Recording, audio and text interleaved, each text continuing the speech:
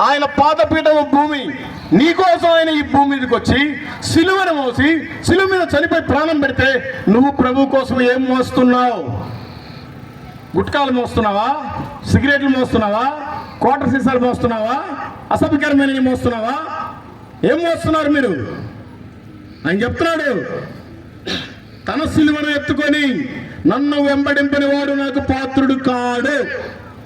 మీలో ఎంతమంది మోస్తున్నారు? మీ పిల్లలు ఎవరు మోస్తున్నారో తెలుసుకోండి. ఆయనకి అసలు పాత్రులే కారంట. ఎవరి సిలువ వాళ్ళు ఎత్తుకోవాలి. ఈ లోకంలో ఉన్నప్పుడు చాలా కష్టాలు వస్తాయి, బాధలు వస్తాయి. యోబు కంటే ఎక్కువైతే రావు. ఆయనే దేవుని ఒక మాట అనలేదు.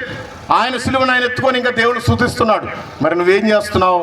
చిన్న జ్వరం రాగానే తాయితీ కట్టేవాడి దగ్గరికి పరిగెత్తుతావు. ఏదో కొద్దిగా ఇంకేదైనా తలనొప్పి రాగానే సోచి చెప్పే వాళ్ళ దగ్గరికి పరిగెత్తుతావు. ఇది కరెక్ట్ కాదు.